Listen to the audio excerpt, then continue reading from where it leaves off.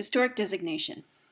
Designation for historical and architectural significance forms the trunk of the tree from which all other limbs of preservation and interpretation grow. Designation can be conferred at the state, local, and national levels, and it's basically a bureaucratic or policy category. It's also a legal distinction governing property use. This presentation looks at this later history as well as the development of specific criteria for historic designation in the United States.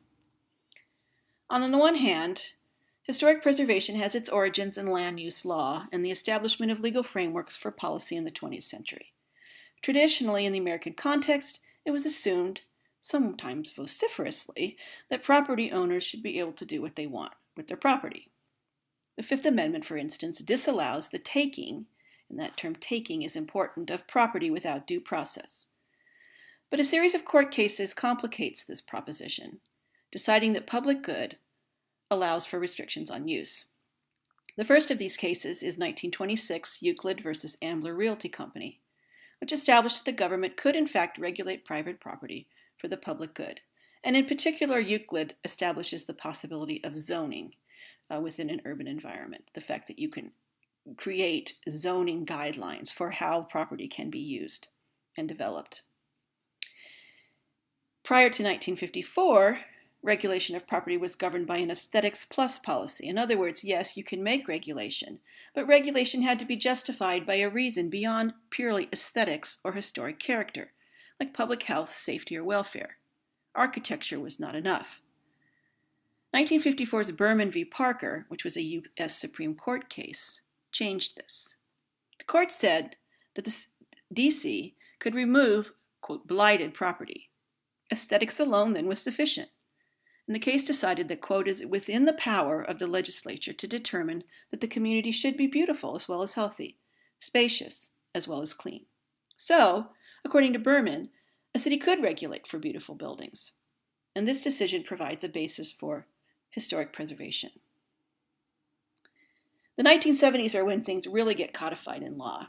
In 1976, Vigarsky versus Historic District Commission, the City of Norwich, Connecticut, involved owners of a property within the historic district who applied for a certificate of appropriateness to demolish their house, citing the prohibitive cost of repairs.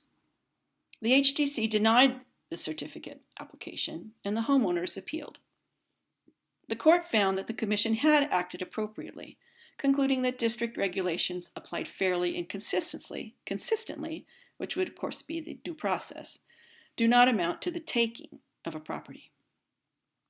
The penultimate legal decision was 1978's Penn Central Transportation Corporation versus New York City. And this is the first Supreme Court case dealing directly with historic preservation law. The case involved the issue of the right of an owner to develop a property versus the right of a city to review and regulate the development of designated historic property. Penn Central Transportation Company proposed to build an office tower on top of Grand Central Station in New York. And this was the design that was put forth by the architect Brewer, who's also responsible for the brutalist public library building here in Atlanta. The New York City Landmarks Commission denied the application in order to preserve the historical and architectural integrity of the Beaux-Arts style station. In the end, the Supreme Court upheld the decision of the New York City Landmarks Commission and established 4 principles. 1, it recognized that historic preservation is a legitimate governmental objective that may result in appropriate restrictions on historic properties. 2, it confirmed the appropriateness of historic preservation regulations that restrict changes to designated landmark properties and districts, but still provide reasonable beneficial use to property owners. Most importantly, perhaps, this case established a balancing test, stating that takings challenges to historic preservation ordinances must be decided on the basis of 3 factors. 1, the character of the government action. 2, the economic impact of the regulation on the claimant. And 3, the extent to which the regulation has interfered with distinct investment-backed expectations. The court also noted that property owners are not automatically entitled to the highest and best use of the property, particularly if there are compelling community benefits to preservation. So Penn Central v. New York City is the legal foundation of many historic preservation regulations throughout the country. In its decision, the Supreme Court clearly established the legitimacy of historic designation and related restrictions on the development and use of significant properties within parameters described by the court. And it's probably one of the main reasons why Grand Central Station still exists today. Concurrent with these legal developments was the evolution of public policy aimed at preservation and environmental conservation. In 1906, President Teddy Roosevelt signed the Antiquities Act that prohibited the excavation of antiquities from public lands without a permit from the Secretary of the Interior. It also gave the president authority to declare a specific piece of land a national monument, therefore protecting it from scavengers and proclaiming national identity. We see this act is still used today to declare sites national monuments. In 1916, the Department of the Interior established a new entity known as the National Park Service, the nation's first agency to regulate and manage public space, including the national monuments. By 1935, Congress formed the Historic Sites Act that established a national policy for preservation and permitted the Secretary of Interior to create programs on behalf of preservation efforts. This also created the Historic American Building Survey, which still exists today, one of the established programs which provided jobs for architects, engineers, and surveyors who suffered from the Great Depression era. Under HABS, sites are recorded, documented, interpreted, and surveyed according to specific directions. And so even today, these historic sites are mapped out by HABS. And a lot of the drawings that you see me use in these slide presentations actually come from the Historic American Building Survey that was created in 1935. The Historic Sites Act also organized the national parks under the National Park Service, which created the foundation for the future development of the National Register of Historic Places. And in 1949, President Harry Truman signed the National Trust for Historic Preservation Act to facilitate public participation in the preservation of sites, buildings, and objects of national significance or international interest. And this is the act that established the National Trust for Historic Preservation. Finally, the big deal is 1966, the Historic Preservation Act of 1966, which was passed primarily to acknowledge the importance of protecting national heritage from rampant federal development. So this is enacted in the period of urban renewal. It's actually part of the Great Society and the whole series of urban renewal acts that were part of that as well. So we can see here historically that urban renewal and historic preservation, at least starting in the 1960s, go hand in hand. And this act was actually the result of decades, almost a century, of activism by grassroots advocates for preservation. Some key elements from the act: sets the federal policy for preserving national heritage, establishes a federal, state, and federal tribal partnership for doing so, establishes the National Register of Historic Places and the National Historic Landmarks Program, mandates the creation of specific state historic preservation officers and state historic preservation offices. That's part of the federal-state partnership, as well as state registers and landmark programs. Establishes an advisory council on historic preservation, and establishes the role of certified local governments within the states for historic preservation purposes. All of this constitutes the foundation upon which historic preservation, and specifically historic designation, happens today. These agencies lay out the criteria by which a property or area can be designated as historic. Now, historic designation is based in two primary attributes in addition to age. First, the structure has to be old, and there's a sort of loose 50-year-old rule. If something's 50 years old, then it's already old enough to be considered historic. But being old is not just enough. We also need significance and integrity. Let me take each in turn. In significance, a property's relative importance is defined as historical or architectural. And there are 4 criteria for significance. One is an event, that a site or area is associated with an important event or development in American history. Secondly, that it is associated with an important person in American history. Thirdly, a site can have significance based on its architecture alone, if it's a representative example of an important architectural style or the work of a recognized important architect, like, say, Frank Lloyd Wright. And finally, and this is probably the most open-ended part of the criteria. A site can be significant if it offers important information about the past of a particular period or particular place and time.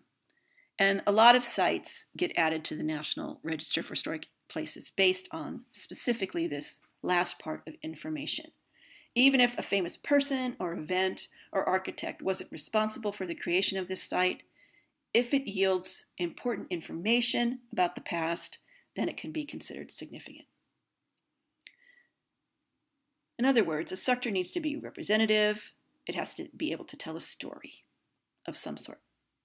The second key element is integrity. A site may also be designated according to significance, but it has to be intact, or at least intact enough to be representative of its period. And integrity has 7 elements: location, design, setting, materials, workmanship, feeling, and association. And so some combination of these have to be present in an extant site in order for it to have what's called integrity. This means that if you're defining an area as a historic district, for instance, and want to designate it as historic, there have to be enough what are called contributing properties in that district that have integrity of design, location, materials, association, to yield a significantly comprehensible landscape that would provide information about the past. So integrity is important. If places have been severely compromised, if they're in a state beyond repair, or they've been rehabilitated or renovated so many times and changed so many times that they don't represent the particular period of significance, then the integrity is considered to be lower, and therefore that decreases the chances of designation.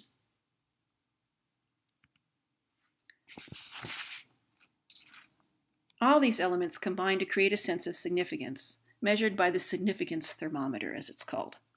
As elements are evaluated, they can raise or lower the level of significance.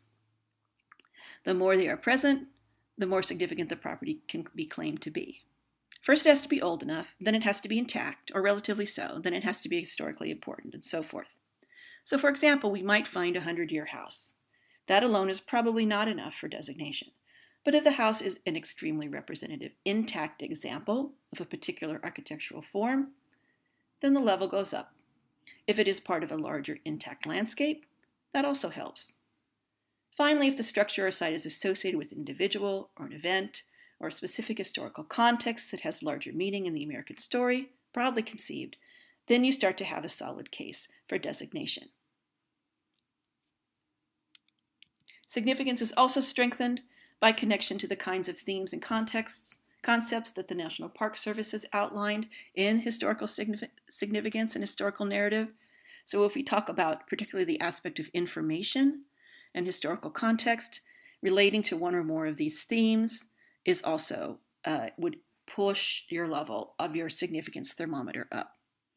So we can see, for instance, in the case of Lowell, which we talked about in historic districts, that we have expanding science and technology, developing the American economy, transforming the environment, right? People and places, all of which would directly contribute to significance of that site within the National Park Service historic context themes. If we looked at Sweet Auburn, we could find a similar cluster of themes and concepts that relate and provide a sense of historical significance, creating social institutions and movements, expressing cultural values, transforming the environment, shaping the political landscape, right? And even to a certain extent, the changing role of the U.S. in the world if we consider the impact of the civil rights movement. So as you consider this criteria for historic designation in the U.S., I want you to think back to the place that you identified that had meaning for you. Consider how you might make the case for this place, or a site within it, to have historic designation. How would you establish significance? Does the site have integrity? How would you make your case? Will your site fit in or not fit in to the criteria for designation? And if it doesn't, do you think that that criteria privileges certain kinds of sites? If it does, and that bothers you, how would you change it?